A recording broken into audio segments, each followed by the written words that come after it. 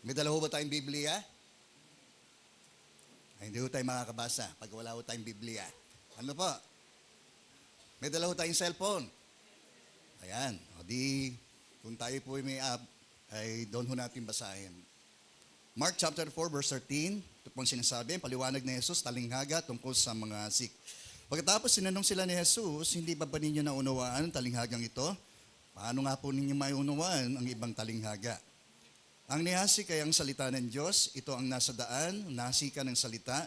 Pagkatapos silang mapakinggan ito, pagdakay dumarating si Satanas at inalis ang salitang napahasik sa kanilang puso.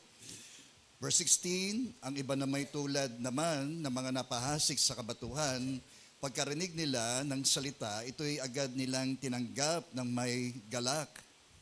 Ngunit hindi naman ito tumitimo sa kanilang puso, kaya't hindi sila nanatili. Pagdating ng kahirapan at pag-uusig dahil sa salita, agad silang nanlalamig. Ang iba na may tulad na napahasik sa dawagan, dininig nga nila ang salita, ngunit sila'y naging abala sa mga bagay ukol sa mundong ito at naging maibigin sa kayamanan at mapaghangad sa iba pang mga bagay. At ano pat, ang salita'y nawalan ng puwang sa kanilang mga puso. Kaya't hindi sila nakapamunga. Ngunit ang iba'y sa binhing napahasik sa matabang lupa, pinakinggan nila at tinanggap ang salita at sila'y nagsipamunga, tagtatutumpu, may tiga-60 at may tig-100. Pagpalain po ng Diyos ang kanyang mga salita. Tayo po'y manalangin. Muli aming Ama, kami po'y maharap sa iyo na patuloy kaming nagpapasalamat sa iyong kaloob na araw na itong muli ng aming pagsamba. Nawa, ang puso po namin maging handa sa pagtamna ng iyong binhi ito ng iyong mga salita at dinisin mo kami sa lahat din naman ng aming pong mga naging pagkakasala po sa iyo, Panginoon. Alang-alang muli sa iyong habag, Panginoon, kahabagan po ninyo ang bawat isa po sa aming mga naririto. At tunay nga po na alang-alang sa iyong biyaya, Panginoon, kami po ay nananangan pa rin sa pagkilos ng Espiritu Santo sa aming mga puso sa mga sandali pong ito. At minsan pa, sa iyo po namin pinagkakatiwala ang lahat po ng bagay na ito sa ngalan po ng iyong anak na si Jesus na aming Panginoon at aming pong tagapagligtas. Amen, amen. Sige po, tayo po ay makakapunang muli. Magandang umaga po muli sa inyong lahat. So, nais pong magkatan, mensahe po ng Diyos sa umaga pong ito, heart analysis. Sino rito may mga sakit sa puso?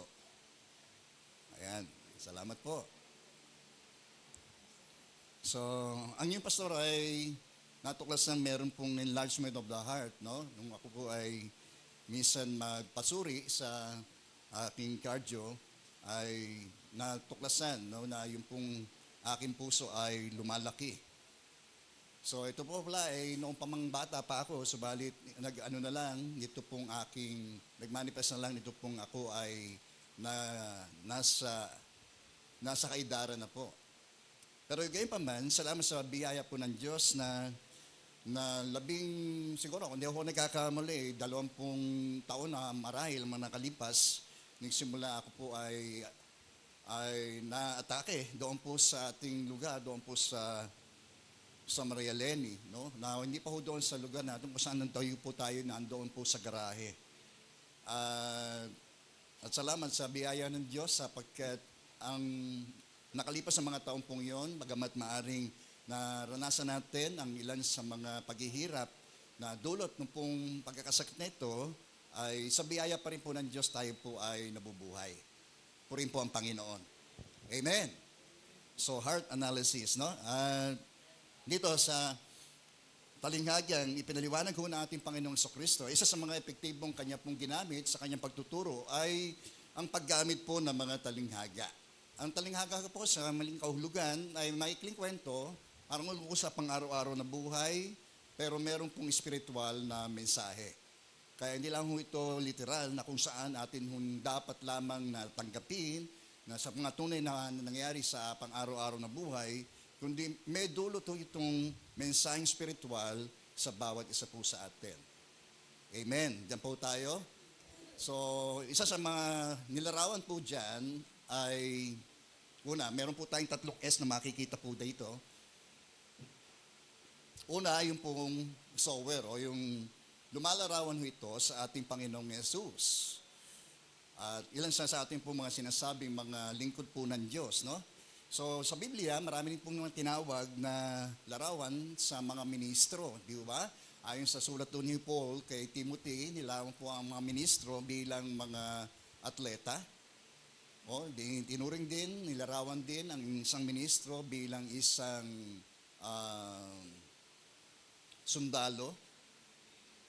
Na tayo po'y kabilang, na-enlist tayo doon sa hukbo ng ating Diyos na walang iba kundi ang ating Commander-in-Chief ay walang iba kundi ang ating Panginoong Yesus. Amen. Inilarawan din po ang mga ministro bilang mga vessel, no?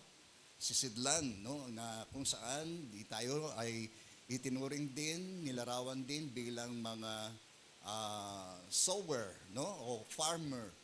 Sabihin ho natin, farmer. Okay. So alam naman na ho natin, kahit hindi ho tayo special na maaring naituring ho do sa special na posisyon bilang tinawag ho ng Diyos bilang kanyang ministro, bawat Kristiyano, no, na may tuturing ho tayong mga ministro. Every Christian is a minister. No? Tanggapin ho natin ang katotohanan pong yun. At yun ay tinuturing ho ng Diyos para sa atin. So kaya nga, lagi tayo in-encourage na minister to one another. No? Tayo po ay magministero sa isa't isa. Purihin po ang Panginoon. Amen. So pangalawang nilarawan po riyan ay nalagay pong patungkol sa seed. Sabihin ho natin seed. Okay? Ang Biblia rin ay sapat sa paglarawan po sa ukol sa salita ng Diyos, no? Inilarawan po ang salita ng Diyos bilang tabak din naman, no? Ayon doon po sa Hebrews chapter 4 verse 12, na ang salita ng Diyos ay buhay, na inilarawan ito bilang isang parang tabak na magkabilay talim, lumalagos maging doon sa pinakaloob-looban ng pagkatao ng tao, sa panighiwalayan ng espiritu at kaluluwa. Amen. No? Kaya minsan talagang salita ng Diyos, at ito rin, ginagamit po nating offensive weapon natin sa ating pakikibakang espiritual. So inilarawan din ang Biblia sa apoy, no? Ayon doon kay Jeremiah, tila ito'y parang apoy na hindi na siyang tumutupok, no? Doon sa mga ipa ng buhay ng tao, lalo especially tayo po mga mananampalataya. Amen, no? So inilarawan din ang salita ng Diyos, ang Biblia sa tubig, no? Na siya rin na kung saan tayo ay nililinis nitong tubig ng salita ng Diyos. No? Ang buhay ho natin, tayo po ay namuhay sa maruming pamumuhay, no? Ang salita ng Diyos ang siyang nilarawan bilang tubig na siyang naglilinis po sa ating mga maruming pamumuhay.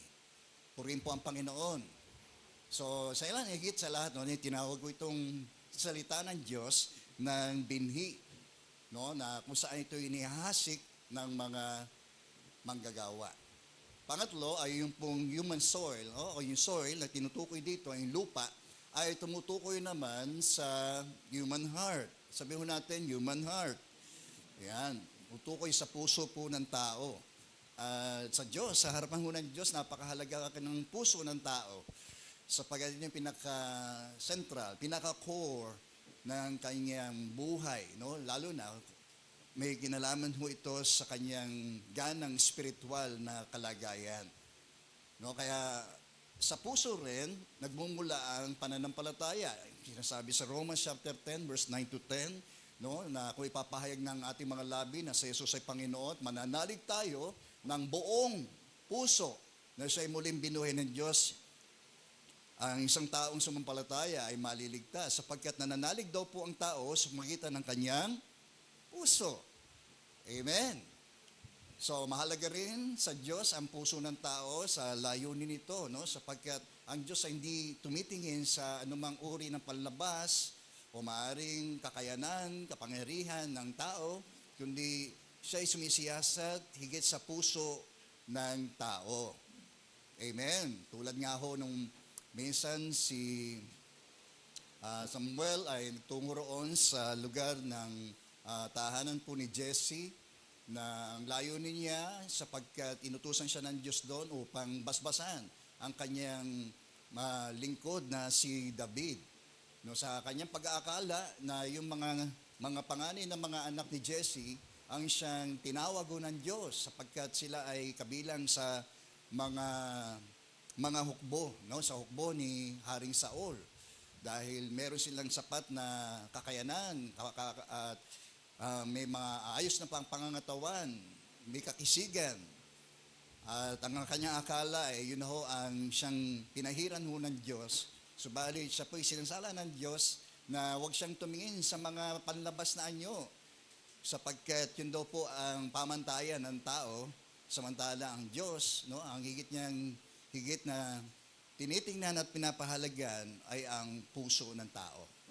Amen. Diyan po tayo? Okay. So, gayon din, sa puso raw, nagmumula masamang kaisipan, nagtutulak sa tao ang na gumawa ng masama, no? Tulad ng pangangalunya, pakikiapid. So, asamang maaring masamang gawain. So, sa puso daw po ng tao, nagmumula ang gayong mga kaisipang gumawa ng mga pagkakasala. So, may kinalaman, higit sa lahat, ang puso natin, lalo na sa pagtanggap ng binhi ng salita ng Diyos, sapagkat ang binhi na ito ang siyang magudyok sa puso ng tao upang magkaroon siya ng kaisipang magtulak naman sa kanya na gumawa ng mabuti, gumawa ng katwiran, umakto ayon sa katwiran ng Diyos. Amen. So dito makita natin ang ilan sa mga pagkakaiba ng mga pusong nahasikan ng binhi ng salita ng Diyos, no? Nawa ay makita natin ang atin mga sarili sa harapan ho ng Diyos doon sa pang-apat, no? Na ang mga binhi na ito ay nahasik sa matabang lupa. Pero umpisa natin dito po sa una, no? Na nilawan niya ang isang puso na matigas. Sabihin natin matigas. Yan. So, ito yung mga taong unresponsive, no? Lalo na po sa kanilang pakikinig ng salita ng Diyos, sa salita ng katotohanan. So, madalas ito ay may sinasabi rito na dahil nga ho sa katigasan ay hindi ho makapenetrate, no? Ito pong salita ng Diyos sa puso ng mga tao pong ito na mayroong gandong kalagayan. Kaya nga, sabi ron sa Jeremiah chapter 4 verse 3, ay hindi sa propeta na noon basahin muna natin. Yan. So ito ang nasa daan, ano? At nahasikan ng salita. Pagkatapos nilang mapakinggan ito, pagdakay, dumating daw ang si Satanas at inalis ang salitang napahasik sa kanilang puso. So, alam naman natin ang gawain ni Satanas na parito siya upang magnakaw, pumatay, manlinlang. Amen, no? So, isa sa mga kanyang mga gawain ay nakawin, no? Yung mga, lalo na ang salita ng Diyos na mga napapahasik sa puso ng mga tao. So, saganan natin, no? Kapag ang isang tao ay matigas ang puso sa salita ng Diyos, no? Ay hindi ho ito talagang lubusan ma-absorb, no? Sapagkat naroon lamang siya sa ibabaw. Dahil sa katigasan nito, ang kadalasan sila ay may mga pusong may rebellion, no? Una sa Diyos at gayon din sa salita. Kaya wala ko siyang naganang pakinggan po ito. So, kahit tayo rin mga naging mananampalataya, kapag tayo rin ay namuhay din sa pagkakasala, maaring dumating din ang pagkakataon na tayo po ay tumigas ang ating puso sa katotohanan na ibinabato sa atin ang salita ng Diyos. Marahil nga dahil sa katigasan ng ating puso sa ating uri ng pagkakasala po natin, kahit na nga po ba nangungusap ang Diyos sa atin na atin ang talikdan, talikuran, ang masamang gawain na ginagawa pa rin po natin, darating ang sandali na titigas din ang ating puso. No, para lang yan tayo sa paraon, di ba? Kahit yung katotohanan na pinahatid ng Diyos kay paraon na palayain ang kanyang bayang Israel, subalit nagmatigas ang paraon hanggang sa patigasin ng Diyos ang kanyang puso dahil sa patuloy niyang pagtanggi doon sa nilalayo ng Diyos sa kanyang bayang Israel. So, sa ganun din tayo, no? Maaari ding dumating tayo, tumantong tayo sa ganung pagkakataon at yung panganib na tayo po ay tumalikod sa ating pananampalataya sa Diyos ay mapanganib. Amen. Andiyan po tayo? Okay. So, sila yung nakita, kahit anong ganda marahil ang ating presentasyon sa gospel, no, sa ating pagbabahagi ng salita ng Diyos sa mga tao na marahil nabangaginaw natin, ay talagang mananatili silang bingi at sarado ang kanilang puso sa katotohanan man na ating sinasabi sa kanila ay hindi ho nila tatanggapin po ito. Okay? Kaya nga, ang gawain ni Satanas, agad niyang inaalis sa mga salitang napahasik na ito sa puso ng mga taong may matigas na puso sa salita ng Diyos. Naalala ko po yung kami po ay nagpunta po ron sa Dampalit, no, na meron po kaming mga nahayuan po roon. Minsan doon po kami sa isang bahay na isang matandang babae na meron po siyang karamdaman. No? At alam niya na yung buhay niya, meron hong taning ang buhay niya. Sinaran ho namin siya, no, na sa bandang huli, no, ay nagpakatanggi-tanggi pa rin ho siya, no, na kanyang nawiga sa amin, dito na ako isinilang sa aking releyong nakagisnan, dito na rin ako mamamatay. No, so siguro, ganun ang dating at ipinarating ng Diablo sa pandaraya, paninilang sa kanyang isipan tungkol sa mga katotohanan ng aming pong binahagi po sa kanya. Gaano man katotoo ang ating mga ring sinasabi dito sa mga taong may mga matigas na puso, nawawalang saysay at tila sila'y nagiging bingi, lalo pa doon sa atin ng mga sinasabi. Andiyan po tayo? Kaya nga si Jesus, di ba? Kaya pag kayo mayo, di ba? Ang tumanggap sa inyo, ay ako rin ang siyang tinatanggap. Ang magpala sa inyo ay aking pagpapalain, pero ang mga tumanggi ay ipagpag ninyo ang mga sandalyas, no? Bilang tanda ng babala para sa kanila. So, gayon pa man, hindi natin kayang pilitin ng tao. Kung ang Diyos din naman, hindi tayo pinilit nung tayo po ay kanyang pangusapan sa iba't ibang istorya ng atin ng pagkakahikayat, ay gayon din naman, no? Tayo, no? Kapag tayo po ay nagbabahagi ng salita ng Diyos, hindi natin sila tinatakot, hindi natin sila pinupuwersa, at hindi natin sila binabraso para tanggapin ang salita ng Diyos. Lalo na ang mensahe ng Ebanghelyo. Amen. So, para sa mga ang mensahe ng Ebanghelyo ay offensive sa mga napapahamak. Sinasabi rin ni Paul sa kanyang sulat sa mga taga-Korinto. Sa mga napapahamak, ang kamatayan ni Kristo ay kahangalan para po sa kanila. Di ba? Amen. Sa iba naman, ang karunungan, no, ng kanilang buhay, no, ang siyang nagiging pamantayan nila upang sila ay hindi sumampalataya sa ating Panginoong sa Kristo. Lalo na yung sinabi ni Paul doon sa mga Greek, no? Dahil doon naglipana yung mga philosophers, no? Yung mga henyo, yung mga genius doon sa kanilang lugar, no? Kaya tila para ang karunungan ang siyang kanilang parang higit na kinikilala na parang Diyos. Pero kung sumalit tayo mga mananampalataya, ang karunungan natin ay walang iba kundi si Kristo. Kaya nga, lalabas pa rin sila, gaano mang magmarunong ang tao, lalabas pa rin po siyang mangmang. Amen po. Amen. Kaya nga hindi niya pinilit na makilala siya ng sanlibutan ayon sa karunungan ng sanlibutan ito. Kundi manapay, pinili niya yung mga mangmang sa turing ng sanlibutan para hiyain yung mga itinuturing na marunong sa sanlibutan. Biglang pinili yung mga itinuring sa sanlibutan na mahina upang hiyain yung mga itinuturing na malakas, makapangyarihan sa sanlibutan. Amen. Sabi mo nga sa katabi mo, mapalad ka. Yan, sapagkat isa ka sa mga pinili at hinirang ng Diyos. Mula sa karamihan, tayo po ay kanyang tinawag. Kaya maituring ho natin ating mga sarili na mapalad sa pagkakatawag ng Diyos na ito sa atin. Purihin po ang Panginoon. Glory be to God. So, kaya nga, dito si may payo ang propeta Hosea tungkol sa bayan na kung saan sila rin ay nasa estado ng kanilang katigasan ng kanilang mga puso dahil sa kanilang mga pagsuway.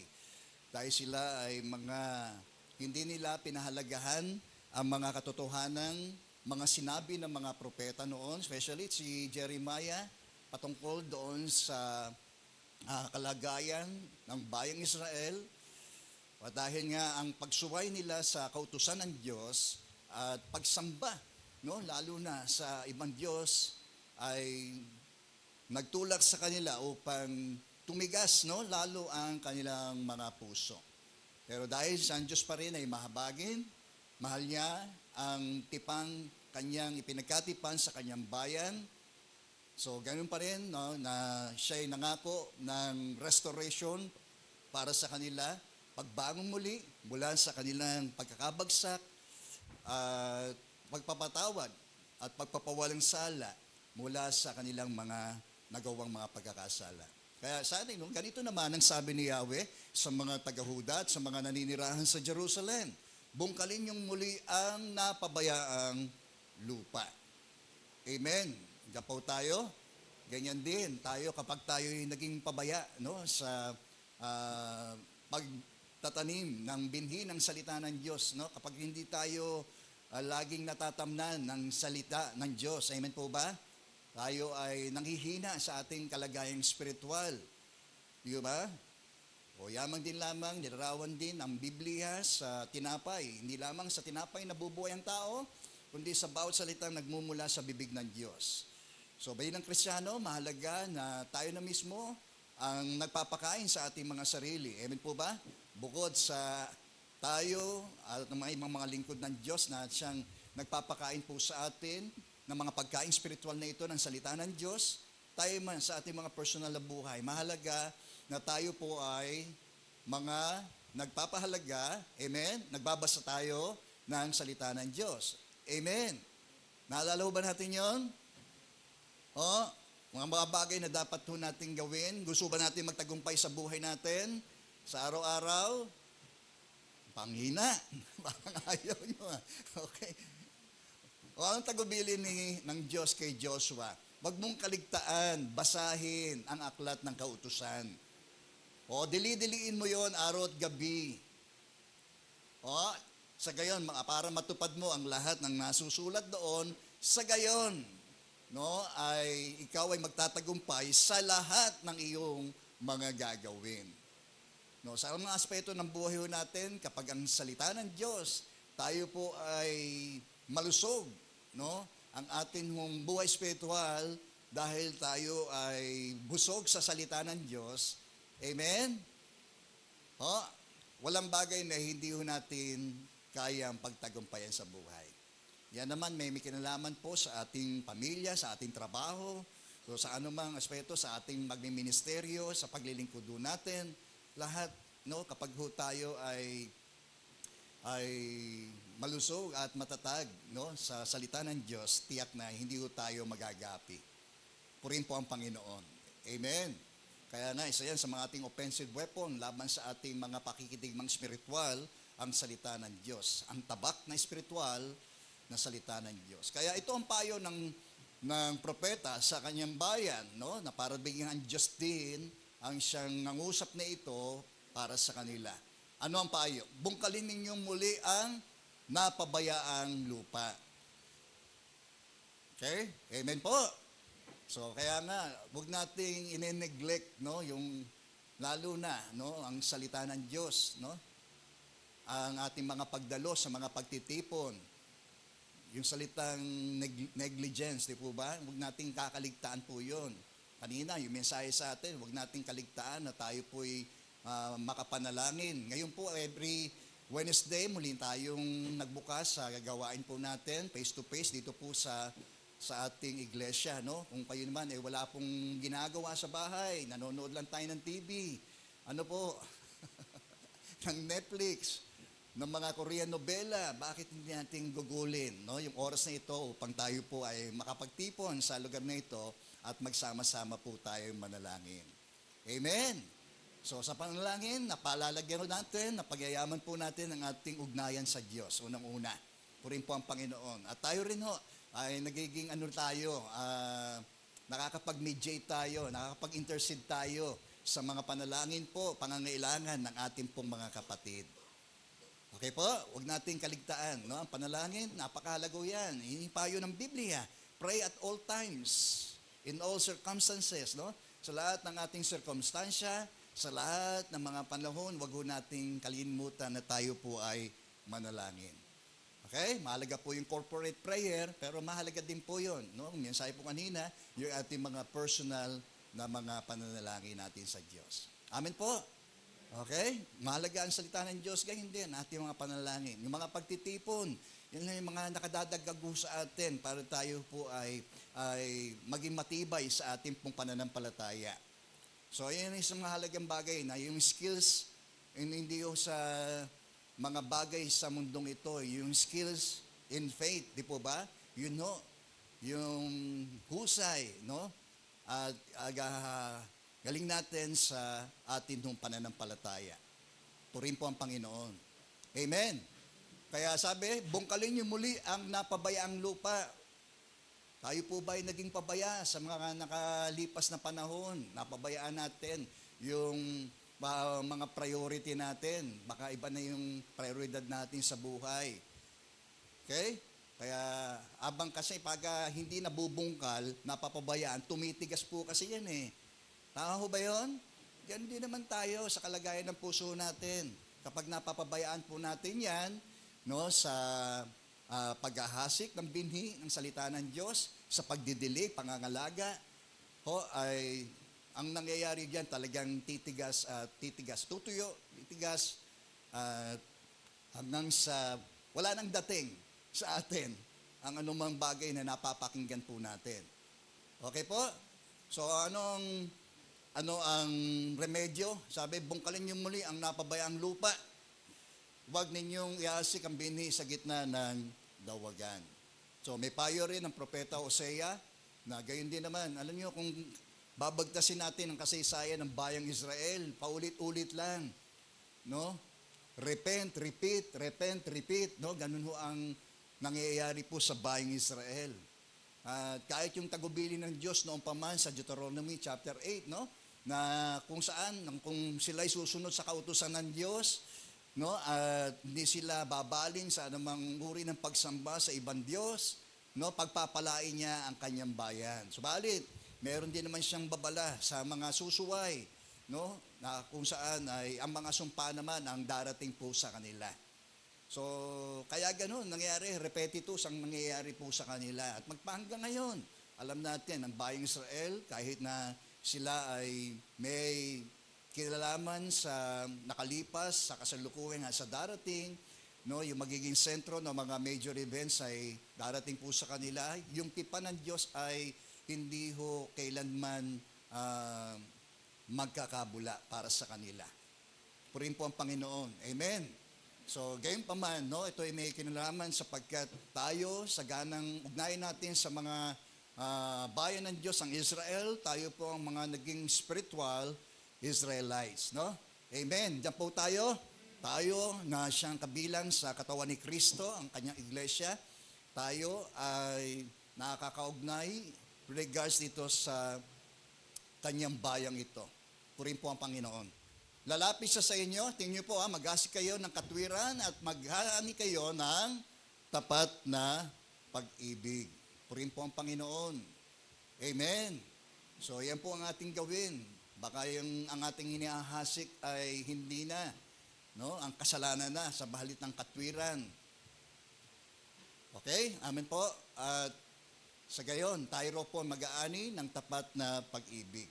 Bungkalin ninyong muli ang napabayaang lupa sapagkat panahon na upang hanapin natin si Yahweh, lalapit siya sa inyo at paulan kayo ng pagpapala. So the same message, no? Confess and repent, no? Yun ang napakahalagang mensahe na ito na meron pong pagpapakumuba, no? So kanina kung kapoy sensitibo doon sa mensahe kanina, at gayon doon tayo habang tayo nag-aawitan, So may mangusap ang Espiritu sa atin ukol sa pagpapakumbaba. Amen po? So healing, di ba, comes when we confess, no? Ang kagalingan ay nasusumpungan po natin sa ating pagpapahayag ng ating pong mga kasalanan. Walang restoration kung walang confession. Amen po ba? Hindi po tayo? Hindi kailanman tayo re-restore ng Diyos sa anumang ating kalagayan ito kung matigas ang ating puso at wala ho tayong ganung uri ng pagpapakumbaba na sabihin sa Diyos kung ano mga bagay na nagawa po nating mga pagkakamali. Okay? Amen po? Sapagkat may babala rin naman ng Biblia ukol doon sa pagtalikod. Yung moral na pagtalikod. No? Sabi ng Hebrews, no? Nang sumulat ng Hebrews, no? Huwag niyong hayaang sumama ang sino man sa inyo at magpatuloy sa pagkakasala hanggang sa siya'y tumalikod sa kanyang pananampalataya. So yun ang direksyon kapag tayo po ay namumuhay pa sa pagkakasala. Tayo mga Kristiyano na, subalit ang buhay natin ay naroon pa rin sa malawak na daan na kung saan kung ano ang katwiran, kalakaran ng mundo, ng sanlibutan, ng mga taong dumaraan po roon ay yun din ang ating madalas marahil ay nadaraanan pa rin. Okay? Amen po? Ang Diyos ay seryoso sa kanyang pakikitungo sa atin. Dapat din nating seryosohin ang kanyang mga warning sa atin. Okay po? Kasi ito ay para sa ating kabubuti. Para sa ating ikapapanauli ng ating mabuting pakikipag-unayan sa Diyos unang-una at gayon din sa atin po sa isa't isa. Purihin po ang Panginoon. Amen. Saka kaya nga sabi roon ng pangako, lalapit siya sa inyo at pauulanan kayo ng pagpapala. Glory be to God. Nandiyan po kayo? Okay. Pangalawa, makita natin dito, uri ng puso ng tao, the shallow heart. Mababaw. No? Ito ay sa isang banda na tinatawag pong mga impulsive. O, mga emotional hearers, no? Yan yung mga tao na hanggang skin deep, no, yung sinasabi, hanggang kababawan ng pagtanggap sa salita ng Diyos. Yung bang mga nasisiyan lang pagka ang sermon ay kasiyasiya? Pero kung ito ay sumusugat na ng ating mga puso, damdamin, nakasusugat na ng damdamin, no? Kaya nga kapag hanggang doon lang, no, tiyak, no? Sabi nga rito, pagdating ng pagsubok sa pananampalataya ay agad silang nanlalamig.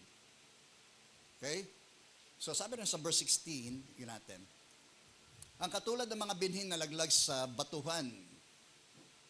Okay, may lupa sa ibabaw, pero may bato sa ibabaw, nahaluan pa doon sa kababawan pa ng lupang pinagtamnan ng binhi. Okay? Andiyan po kayo? Kaya nalaglag sa batuan at may taong mga nakinig ng salita ng Diyos at agad tinanggap ng may galak. Amen. At yan naman talaga ang nasusumpungan ng mga taong tumanggap kay Kristo. Amen. Hindi lang ho yung nag-share ng salita ng Diyos, kundi yung recipient ng salita ng Diyos. Lalo na yung pagtanggap sa Ebanghelyo, meron tayong tinatawag na galak ng pagliligtas. Amen. Kaya kasiyasiya na kapag tayo po ay nakapag-akay ng kaluluwa para kay Kristo, yan ho ang kanyang na-experience. Sa isang makasalanang nagsisi at nagbalik loob sa Diyos, libo-libo raw mga anghel ang nagsisipaggalakan doon sa langit. Even in the heavenlies, no, meron pong celebration na nangyayari. At gayon din tayo, kapag tayo nagpe-praise and worship dito, di po ba? Isang part na mahalagang part kung bakit tayo nagse-celebrate, no, hindi lang yung sa kabutihan, katapatan ng Diyos sa atin, di ba? Kundi may mga kaluluwang na idaragdag sa ating iglesia. Minsan nakakaligtaan ho natin yun. The joy of celebration sa mga sa soul winning natin ito, ng mga nahikayat nating mga kaluluwa na sumampalataya kay Kristo. That's part of our celebration. Amen po ba? Amen. Amen. Glory be to God.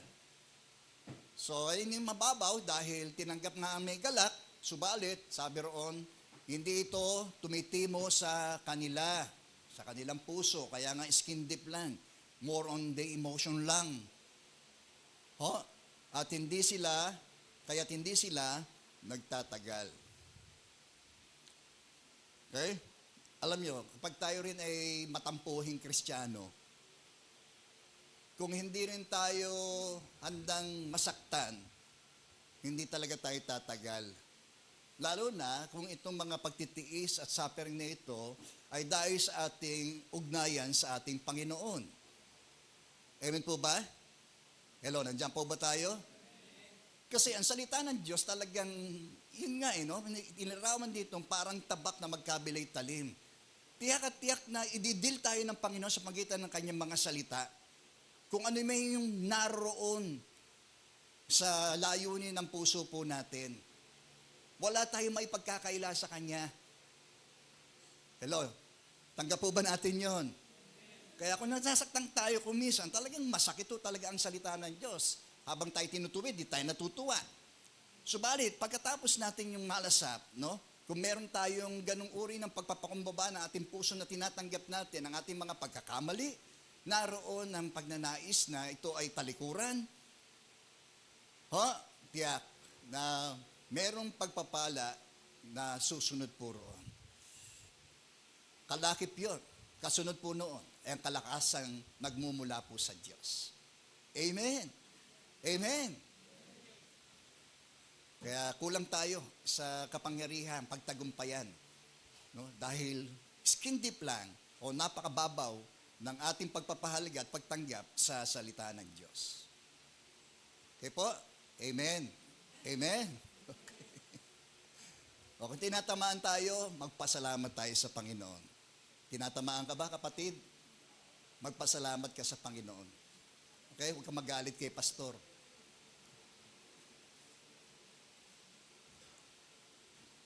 Amen. Diyan po tayo.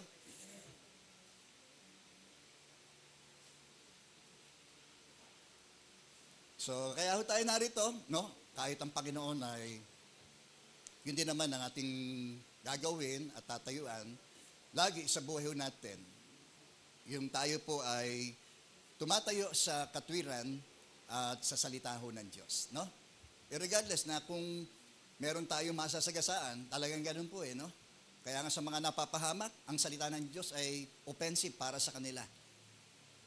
Okay? Pero sa ating mga nanampalataya, ito ang kapangyarihan ng Diyos sa ating pong ikaliligtas. Purin po ang Panginoon.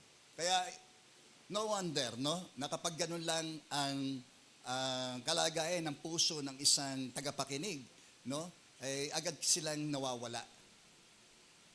Okay? Kaya wag na tayo magtaka. Dahil hindi sila makasunod dahil doon sa katwiran. Di po ba? Dahil ang gusto lang nila mapakinggan ay yung pong blessing. Di po ba? Ang Diyos ay nagpapala. Okay? Amen. Pero ang Diyos din naman ay nagtutuwid. Amen. Totoo, ang Diyos ay pag-ibig. Ngunit ang Diyos din naman ay Diyos ng katwiran. Palakpakan muna natin si Lord. Kaya ayaw tumalikod di ba?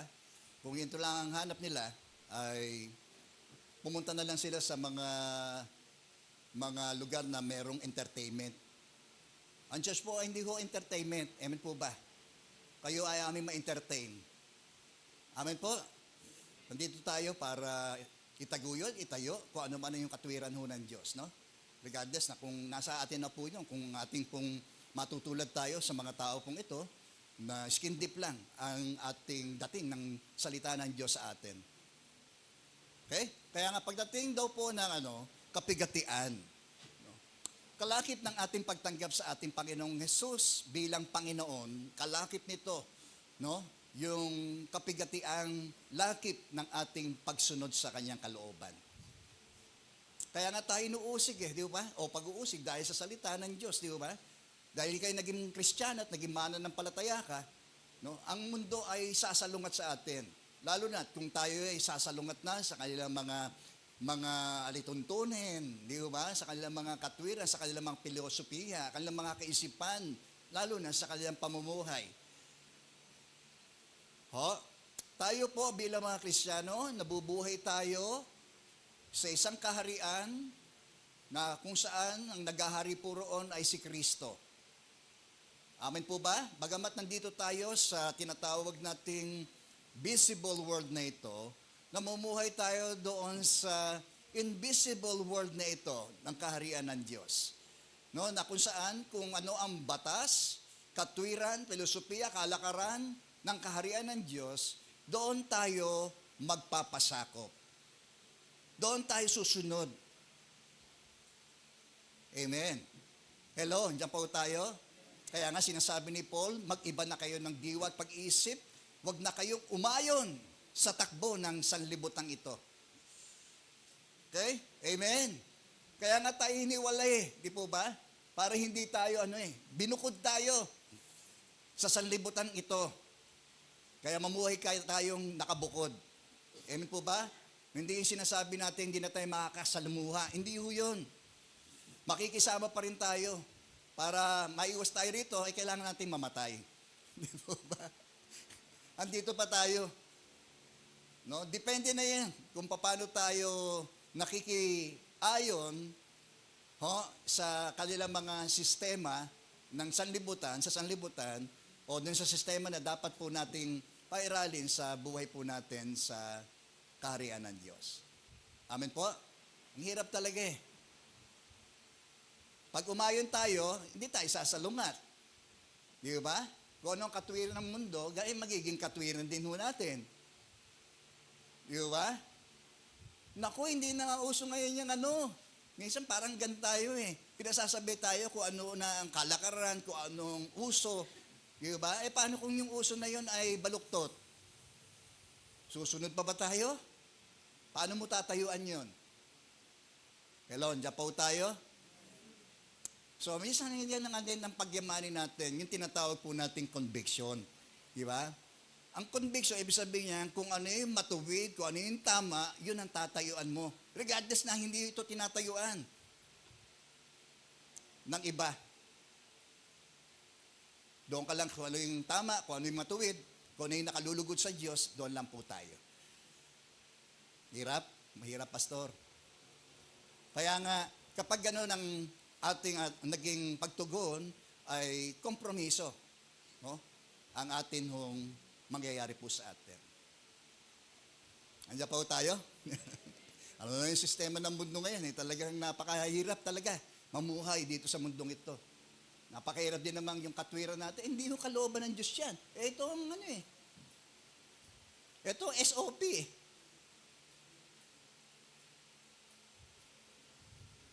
Okay? Andiyan po tayo? Paano kung yung SOP na yun, baluktot? Amin po ba? Hello? Okay? Andiyan po tayo? So, kapag hindi tayo sa mundo, tiyak uusigin tayo. Kaya nga sinabi ni Jesus, di ba? Kung kayo sa sanlibutan, mapupuot ito sa inyo, tulad ng napuot na ito sa akin. Yamang hindi kayo sa sanlibutan, napupuot ito sa inyo. Yan dapat, no, ang ating na-experience natin bilang mga mananampalataya sa mundong ito. No, di ba? Minsan napaparatangan tayo, wala tayong mga pakikisama. Di ba? Napaka-killjoy nyo naman. Baka lumampas na kayo sa langit.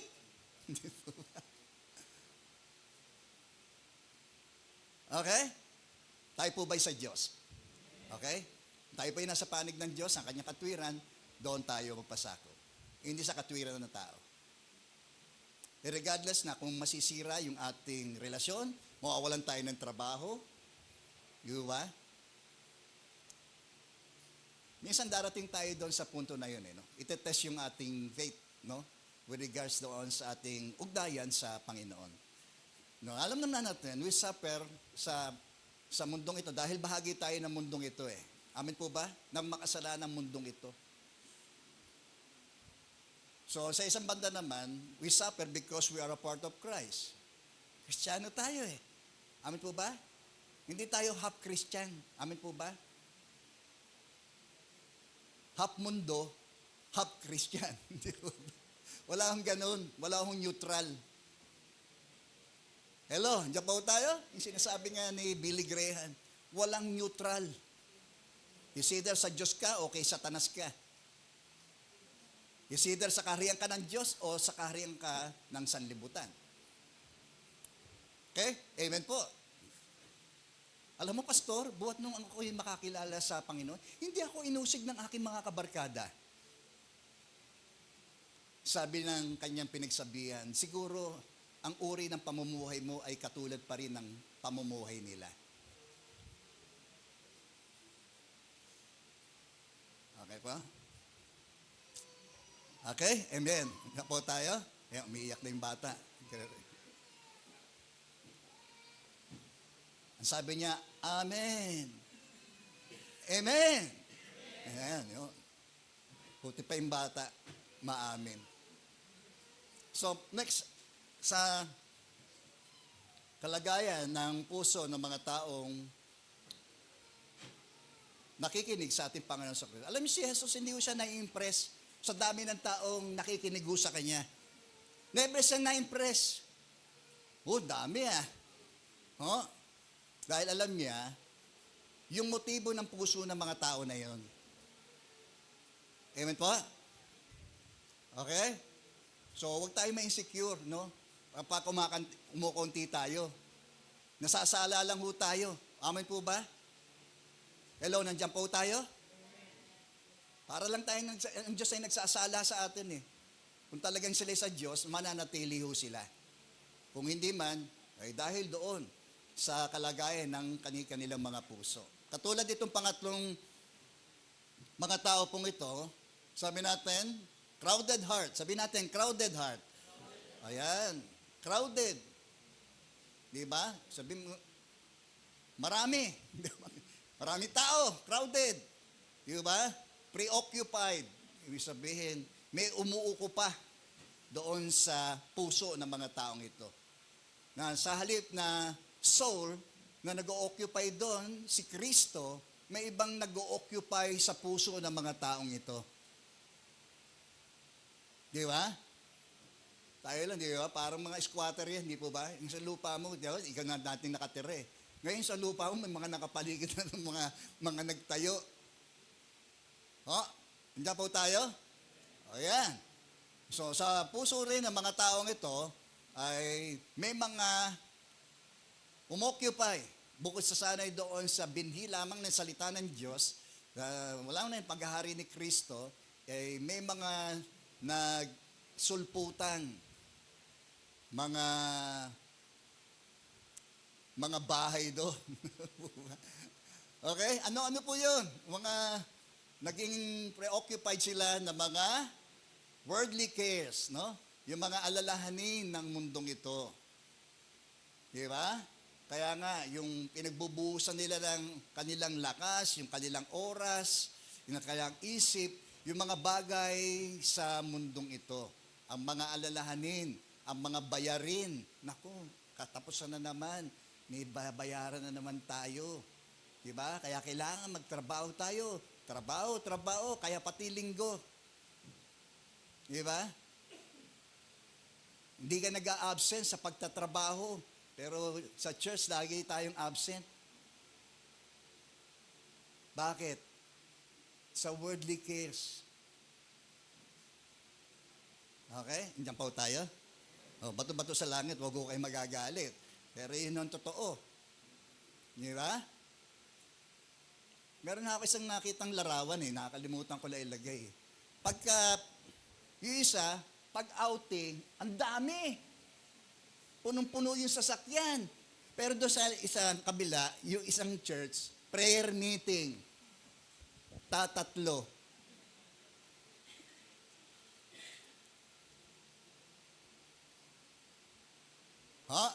Ayan. Minsan pag umiiral sa atin yung ating likas na pagkatao, gayon nga ho ang ating mangyayari dahil doon sa mga alalahanin natin sa mundong ito. Dami tayo naalala sa buhay. Di ba? Pamilya mo. Hindi ko naman sinabing masama ang alalahanin mo yung pangangailangan ng pamilya natin. Kaya lang, yung panahon natin, yung lakas natin, isip natin, nandito na lamang na umiikot. Di ba? Kaya ang puso natin, bukod kay Kristo, itong mga alalahanin na ito ang dumadagdag doon sa kanyang paghahari sa puso natin. Okay po? Andiyan po kayo? Ano pa? Yung desire for riches, no? Kaya dito sinasabi, itong crowded heart na ito, no? Ang mga desire ng puso ng tao ukol sa kayamanan. Ito na yung kanilang pangunahin. Pagnanasa, yung yumaman. Kaya lahat ng paraan. Sabi, siguro, gusto ko kasi at the age of 40, retire na ako eh. Papasarap na lang ako. O, paano mo matitiyak? Yung buhay mo aabot pa ng 40.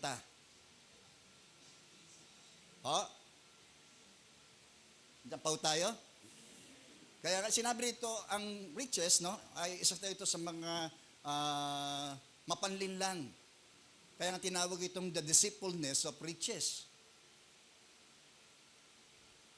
So, hinihingi nito yung ating katapatan. Di po ba?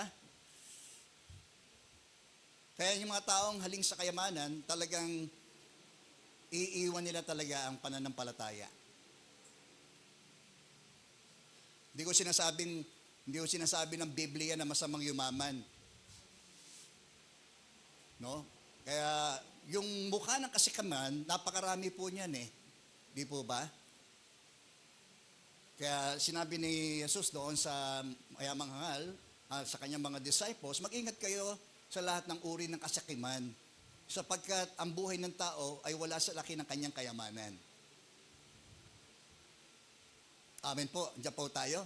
Alam naman natin yun eh. Minsan alam natin eh. Pero bakit ganun ba?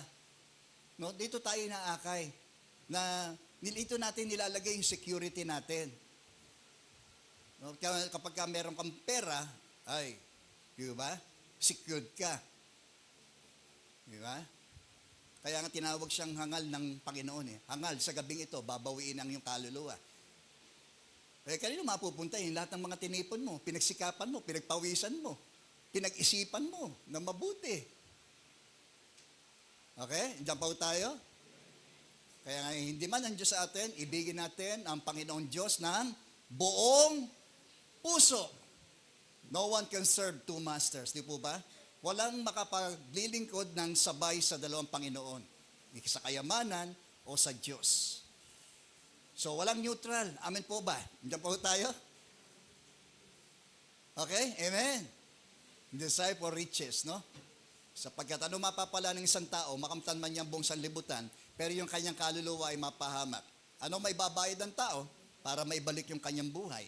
Kasi kung ang kayamanan sa lapi, ang kayamanan ng mundong ito, ang makapagbabayad ng kaluluwa, ng kaligtasan ng tao, bakit kailangan pang magsakripisyo si Kristo doon sa krus? Kaya naman pala magbayad ng kaluluwa para mapunta sa langit ang tao. Di kawawa naman yung mahihirap. Kaya nga sa akin, siya ay nagpakadukha upang tayo po'y maging mayaman. Isa sa mga paradoha ni Kristo ho yan. Di ba? Gusto niyo yumaman? Hello, gusto niyo yumaman? O maging mahirap ka? Ano yun?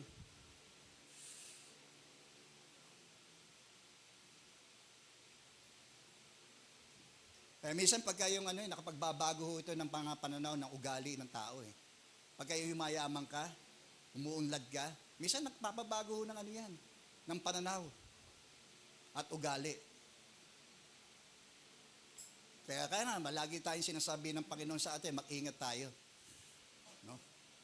Kaya itong pag-ibig sa salapi, ang siyang ugat ng lahat ng uri ng kasakiman.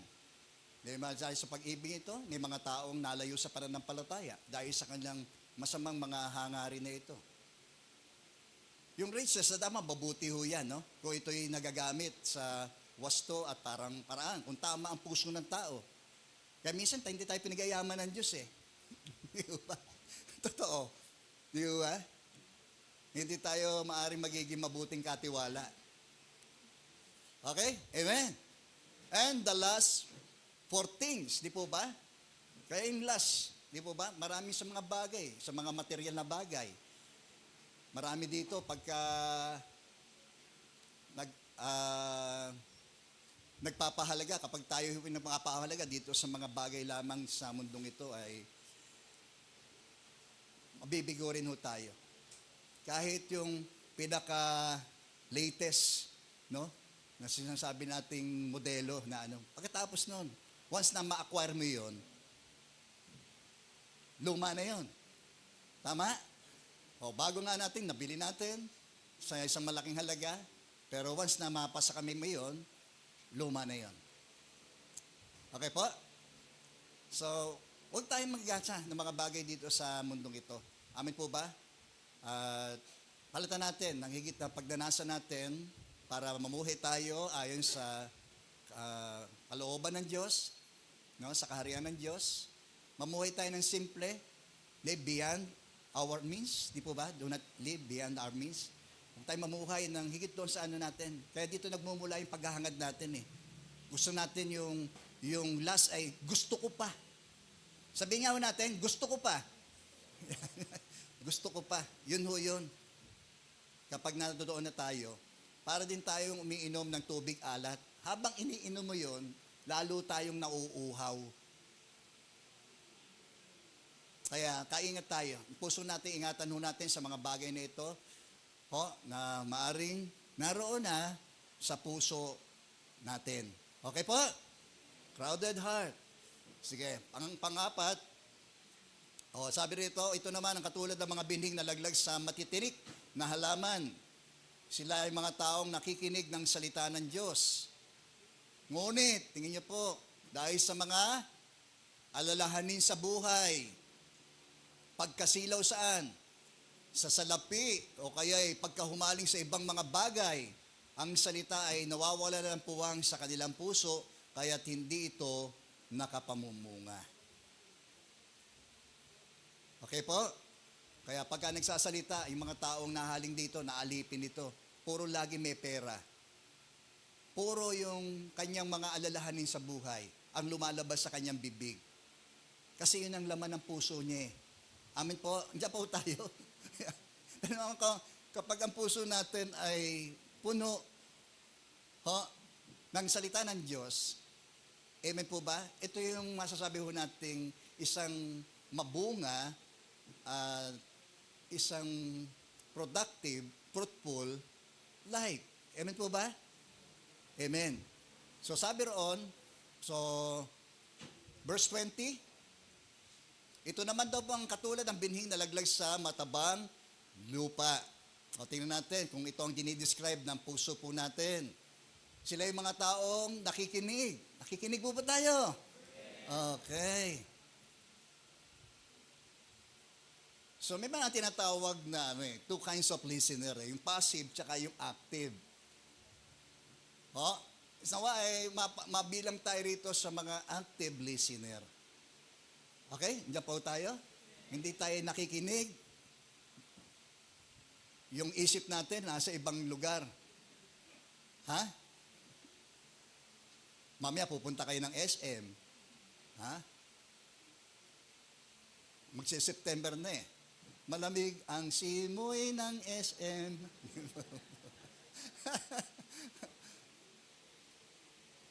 Okay.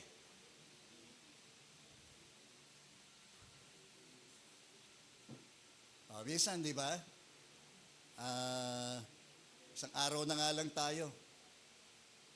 Binigay ng Diyos na umuuko pa ng ating mga araw para mamasyal. Pagliwaliw. Di ba? Okay? So, dito naman, ang kagandahan dito na natanim daw po sa matabang lupa. Fertile soil. Amen po ba? Nawa, gayon din ang nasusumpungan ng Diyos sa atin sa mga sandali pong ito. Na naging fertile ang soil na ito. no, ng puso po natin ngayong umaga. O, sila raw po yung mga taong nakikinig at tumatanggap sa salita ng Diyos. Yan man ay blessing, patungkol sa blessing, ang mensahe man ng salita ng Diyos ay blessing, ay madaling tanggapin yan, pastor. Kung pagtutuwid, ay nako, pastor. Ayan. Tayo ba ay, resisting o accepting? Amen. Sabi rito ay ito pong tumatanggap sa salita ng Diyos. At, tingin niyo po yun, namumunga ng masagana. Gusto ba natin mamunga ng sagana? Siyempre naman, kung ikaw naman may mga puno, di po ba? Sa iyong mga lupain, gusto mo yung mga puno na ito ay magiging hitik sa bunga. So, kung tayo na mga amo dito sa lupa, di po ba? Kung may mga lupain tayo na maasam tayo na magiging masagana ang bunga ng ating pong mga itinanim, di lalo na ho ang Diyos. Amen po? Sa pagtatanim, meron ding dyan, batas, di po ba? Kung ano tinanim mo, yun din ang aanihin mo. Magtanim tayo ng mga bagay ukol sa laman, aani daw po tayo ng kamatayan, bandang huli. Pero magtanim tayo sa mga bagay ukol sa Espiritu, ano daw po ang ating aanihin? Amen. Di ba? Espiritual na kasaganahan ng ating pong aanihin. Amen. Amen. O, di ba? Kahit ang pera mo sa bulsa ay konti lang, pero napakasaya mo lang. Di ba? Yung kasaganahan ng yung puso, di po ba? Inaani natin dahil sa ating pakikinig ng may pagpapahalaga at may pagpapahalagang tinatanggap ito sa salita ng Diyos na mumunga raw po ng sagana. Amen. Glory be to God. Sa ibang salin ng Tagalog, yung mga nakinig at nakaunawa. Okay? Iba yung naintindihan sa naunawaan. Ang naintindihan, nalaman mo lang, naintindihan mo. Naintindihan mo ba natin? Okay?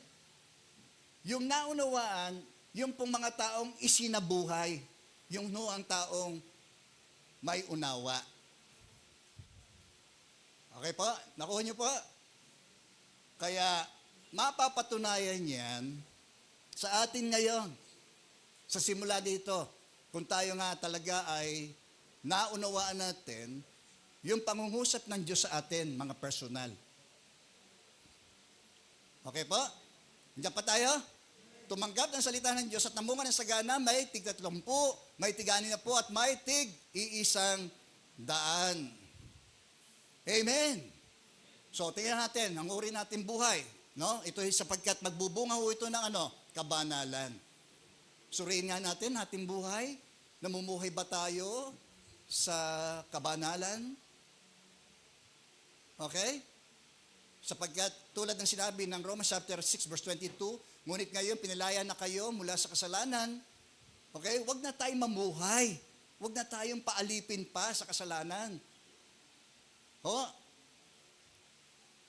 Buti na lang ang Diyos mahaba pasensya sa atin eh.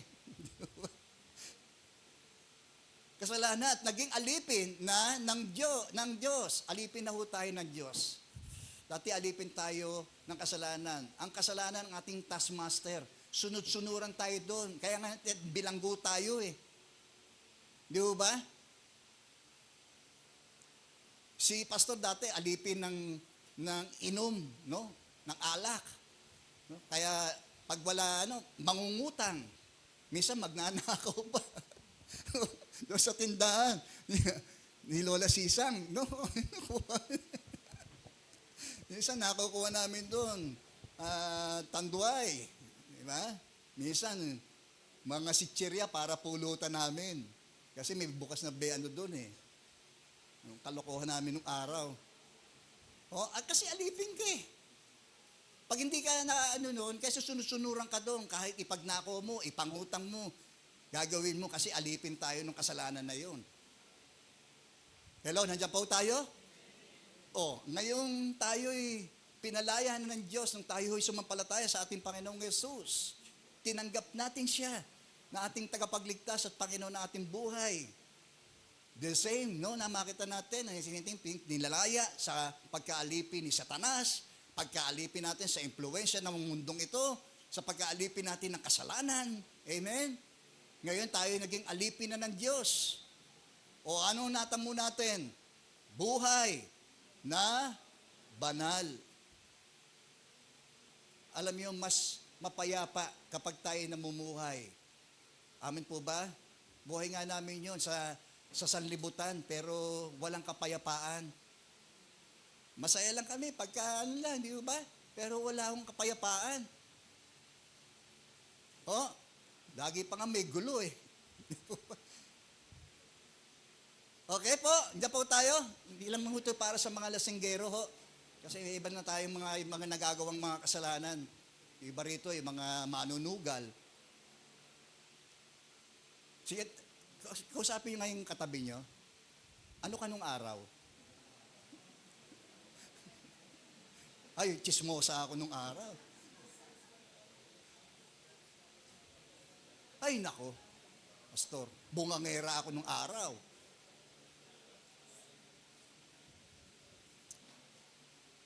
Hello, diyan po tayo. Salamat, no, sa buhay din ng mga ating mga kapatid sa bayan, no, may mga nakikitang mga magagandang at mabubuting mga patatoo nila. Oh, sila na rin mismo ang nagpapatotoo na ang buhay nila dati talagang umaga pa lang nandoon na sila sa umpukan para magsugal. Mga babae po yun, ha? Pero salamat, no? Dahil kay Kristo ay nakakayanang iwanan yung mga ganong klase ng pamumuhay. Amen po? So, yun nagiging bunga. Amen po ba? Dapat nakikitaan din tayo ng ganong klase ng bunga. Okay? Iwanan na natin ang dapat nating iwanan. Iwasan ang dapat iwasan. Itakwil ang dapat itakwil. Amen? At sumunod tayo kay Kristo. Pumasok tayo, lumakad tayo doon sa makipot na daan. Iba ayaw kasi doon. Daming bawal. Yung tao gusto malaya. Huwag naman tayong ganun. Amen po ba? Talagang mahal natin si Kristo. Doon lang tayo dadaan. Hindi doon sa malawak. Pag linggo, nandun tayo sa makipot. Pag Lunes hanggang Sabado, nandun tayo sa malawak. Hello, nandiyan po tayo? Okay, buhay na banal at ang binubungan nito ay ano? Buhay na walang hanggan. Amen. So sa nakalipas, pinawalang sala tayo ng Diyos. Sa lahat ng ating mga nakalipas na mga kasalanan. Kaya huwag ka na mag-guilt, magkaroon ng guilt. Pinawalang sala ka na ng Diyos. Okay? So ano pa, sa kasalukuyan, tayo kanyang pinapaging banal. Kaya dapat mamuhay tayo sa kasalukuyan.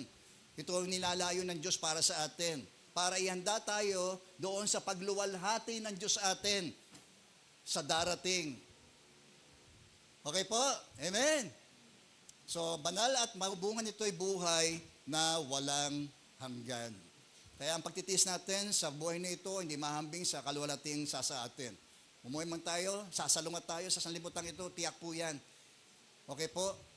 Kapag tayo tiniyo, meron pong kalakip na mga pag-uusig yan. Amen? So, mamuhay tayo. Pangalawa, karakter. Sabihin natin karakter. Yung karakter ba ni Kristo ay nakikita ho sa atin? Tulad ng pag-ibig. Magiging maibigin na ba tayo sa Diyos? Unang-una, iniibig mo na rin ba yung katabi? Ay yung kaaway, especially. Amen. So natututunan mong magpatawad. Dahil kay Kristo na ikaw ay pinatawad, nagiging batayan mo ng pagpapatawad sa iyong kapwang nagkasala sa iyo. Ay yung pagpapatawad ni Kristo sa atin. Okay po? Hindi ho karuwagan yun. Amen po ba? Hello? Ano pa? Kagalakan. The joy. Amen po ba? Observing Christ, di po ba? Talagang mararanasan natin yun. Ano pa? Even the times na meron tayong nararanasang mga kalungkutan, kahapisan sa mundong ito, ay yun pa rin ang naibibigay ng Diyos sa atin. Amen. Kaya masarap maglingkod kay Lord. Amen po ba? Ayan. Ano pa? Kapayapaan. Okay? At binubungan naman talaga nito sa atin ay kapayapaan kapag sumusunod tayo sa Panginoon. Okay? Ano pa? Pagtsatsaga, kabaitan. Dati masungit ka, ngayon naging mabait ka na. Ha? Ano pa? Dati masama kang tao, ngayon ay naging mabuti ka. Dati masama kang tao, lalo ka pang sumama. Ha? Hindi ko ganun, ha?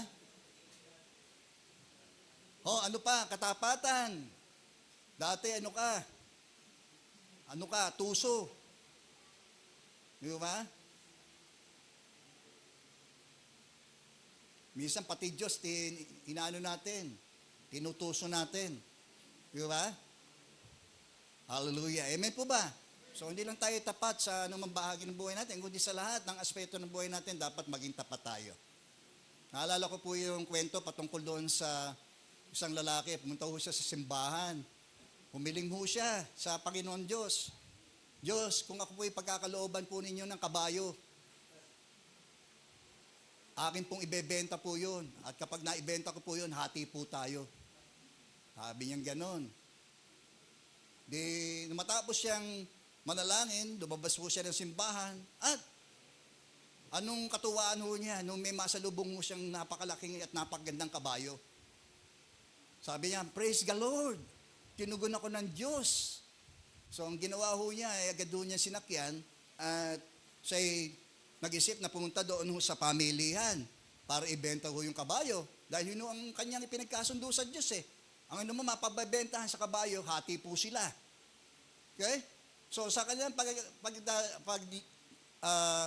pagpunta doon sa pamilihan, nakakita ho siya ng isang manok, mapepeste na eh. Ang ginawa ho niya, sayang din to, pwede ko pa rin ito ibenta. Ang ginawa ho niya, kinuha ho niya yung manok. Dalawa na ho yung ibebenta niya.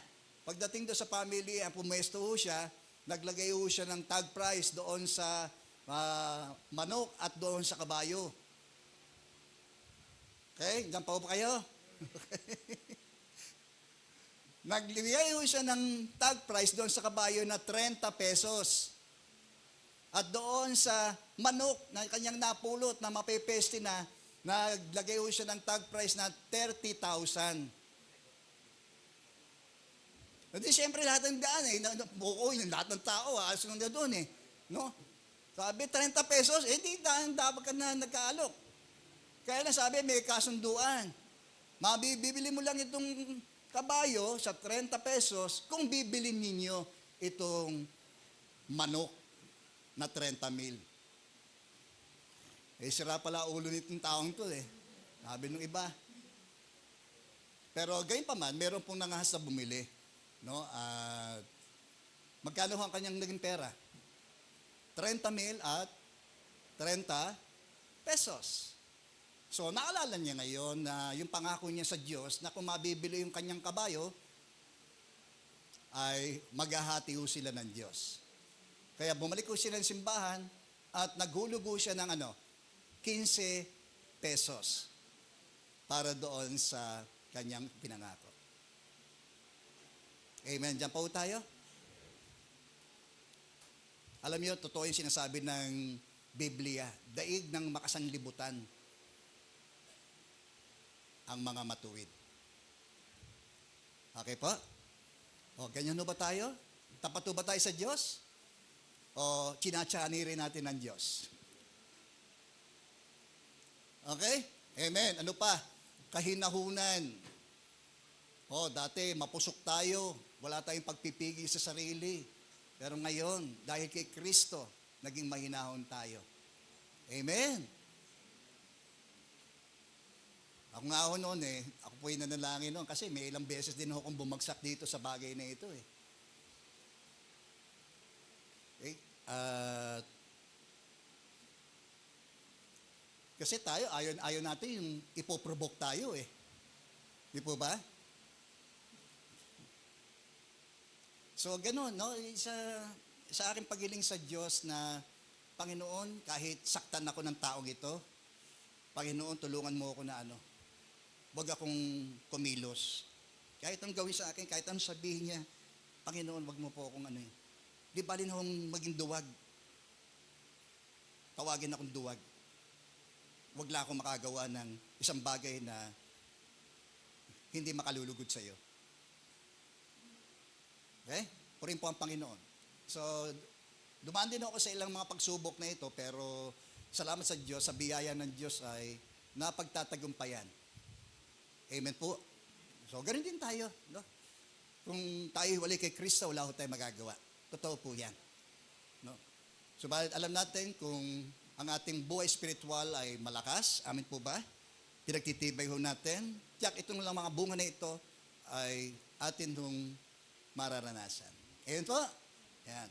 Sapagkat yun naman yung tinalagan ng Diyos para sa atin upang tayo patulad sa kanyang bugtong na anak na si Jesus. The character of Christ. Christ-like character.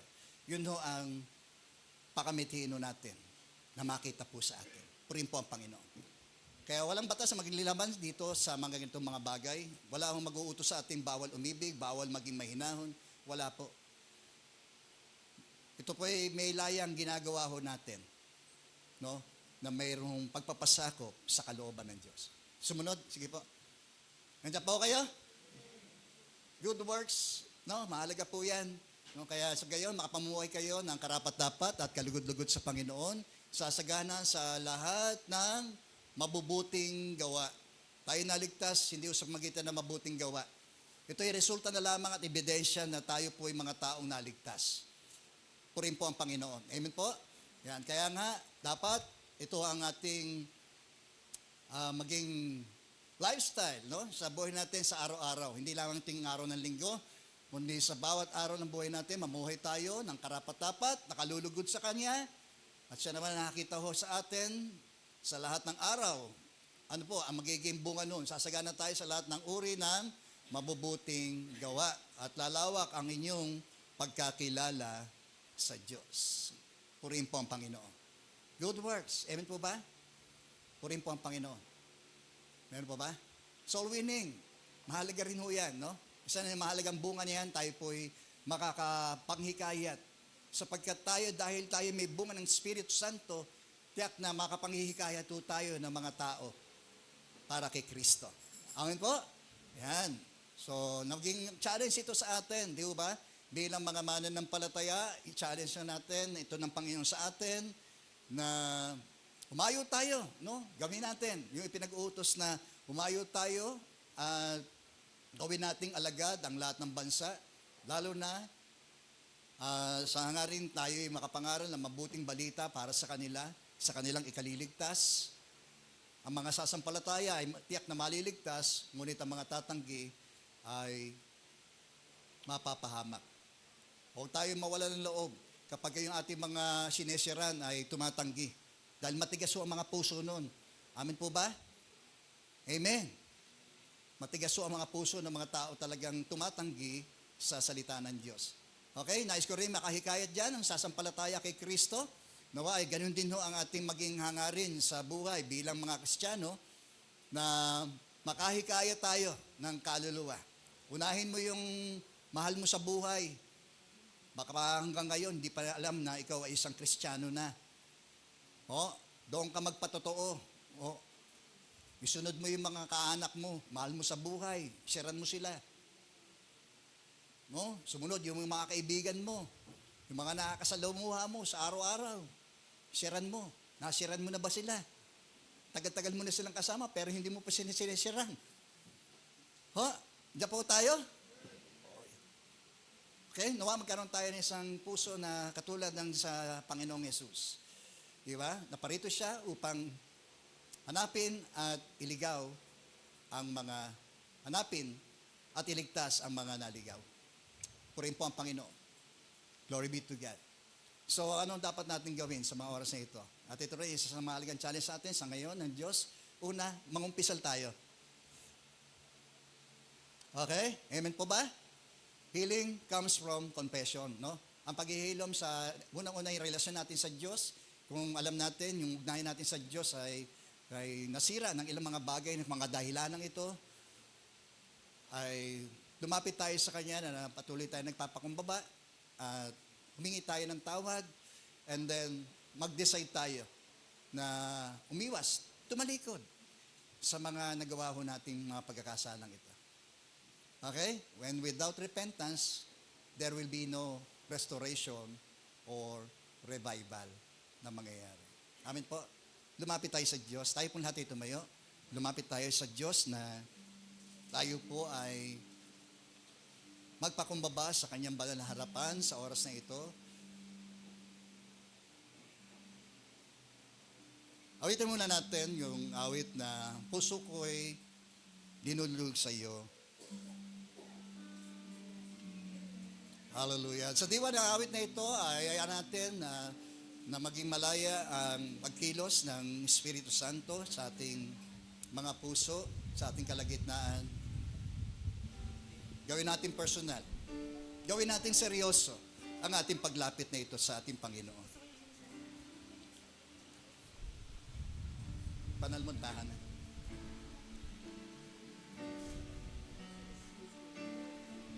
Hallelujah. Glory be to God. Siyasatin mo kami, Panginoon.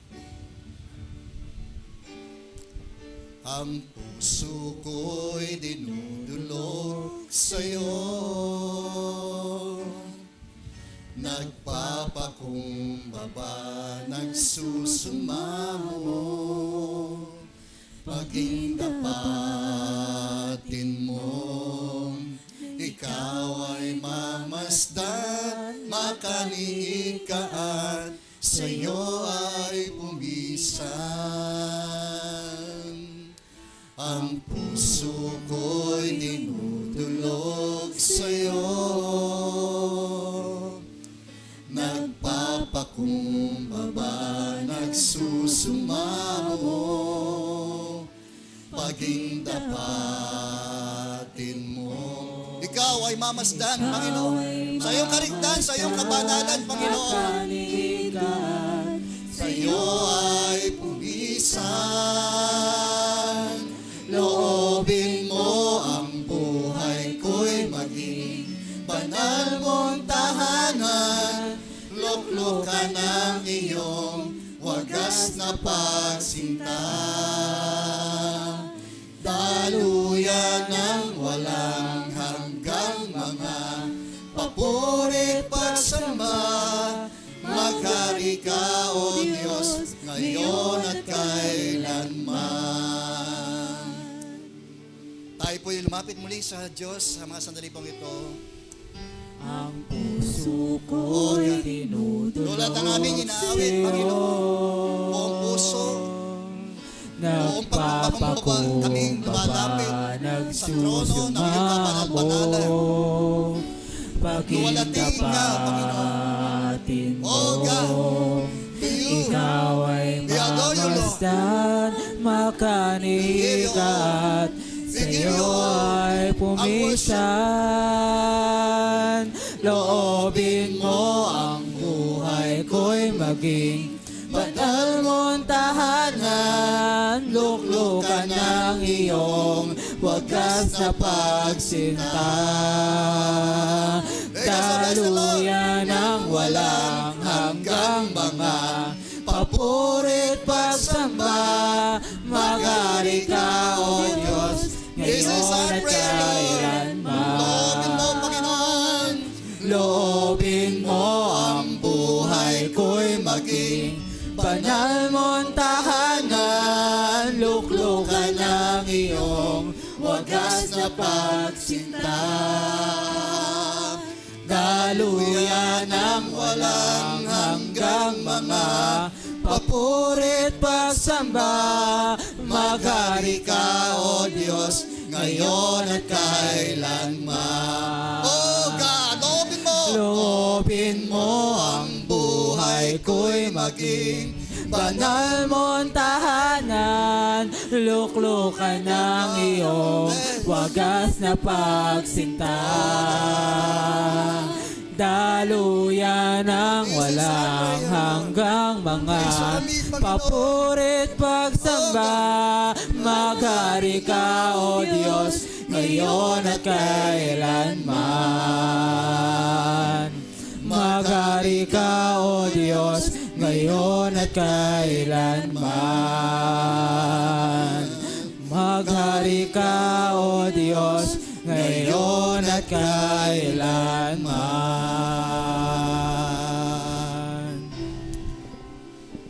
Oh God.